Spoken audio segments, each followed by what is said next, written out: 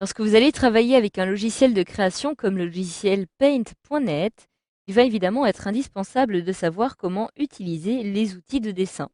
Donc dans ce module, je vous propose ici de découvrir comment utiliser et paramétrer l'outil pinceau, mais aussi l'outil crayon. Alors ces deux outils vont pouvoir être utilisés pratiquement de la même façon, mais dans des cas bien différents. Alors en effet, je retrouve ici dans un premier temps dans la petite palette d'outils qui se trouve ici sur ma gauche, ces différents outils, donc l'outil pinceau qui se trouve ici, et je peux d'ailleurs y accéder en maintenant la touche B enfoncée, ou alors l'outil crayon en appuyant sur la touche P. Je clique donc dans un premier temps sur l'outil pinceau. Automatiquement, j'ai la petite barre de contrôle qui a été modifiée, qui va me permettre ici de paramétrer dans un premier temps mon pinceau avant de pouvoir l'utiliser. Alors je vais avoir dans un premier temps ici la largeur de mon pinceau. Vous voyez que si je déplace ici mon curseur, je ne vois pas grand-chose en ce qui concerne la largeur.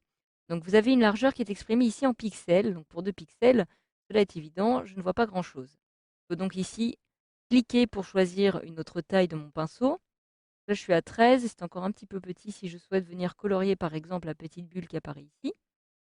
Donc je vais choisir plutôt une autre valeur. On va mettre aux alentours de 40.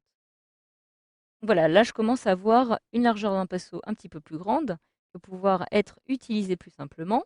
Par la suite, vous allez pouvoir ici choisir ce avec quoi vous souhaitez remplir votre tracé au pinceau. Donc par défaut, j'aurai ici une couleur unie.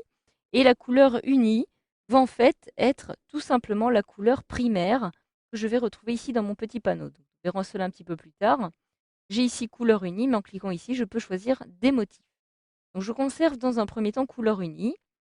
Si je commence un tracé, vous voyez ici que j'ai la couleur primaire qui apparaît ici en noir. Ici, j'ai la première des couleurs.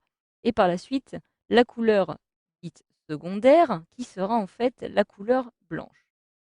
Si je commence maintenant à réaliser un tracé, donc je clique, je maintiens mon clic enfoncé et je viens ici essayer de remplir à l'intérieur cette petite zone de façon à venir la colorier. Vous voyez qu'automatiquement, je viens ici de la remplir de couleur noire.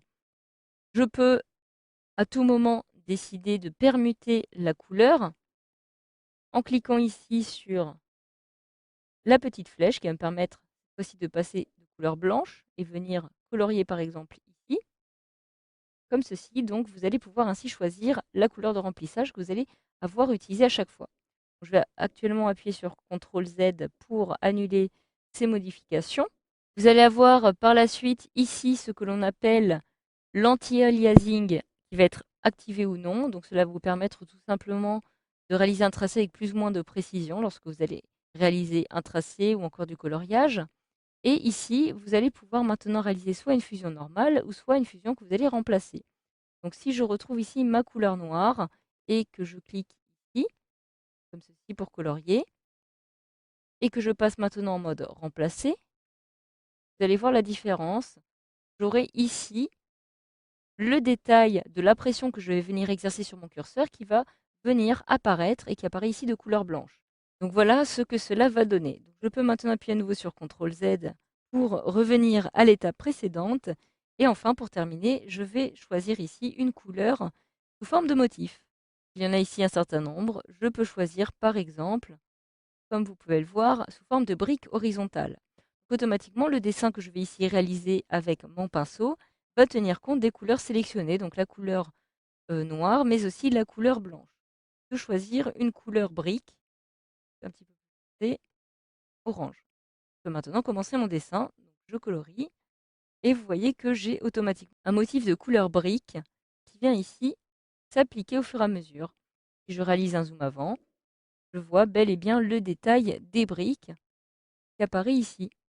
À l'aide de cette petite barre de navigation, je peux me centrer un petit peu plus dessus et vous voyez toutes ces petites briques qui apparaissent. Donc voilà pour cela. Alors par la suite, vous pouvez aussi utiliser cette fois-ci le petit crayon. Vous voyez que lorsque je clique sur le crayon, je n'ai plus qu'une seule option qui va me permettre de choisir fusion normale ou remplacer. Donc je vais plutôt conserver fusion normale. Je choisis une autre couleur, donc couleur noir et blanc.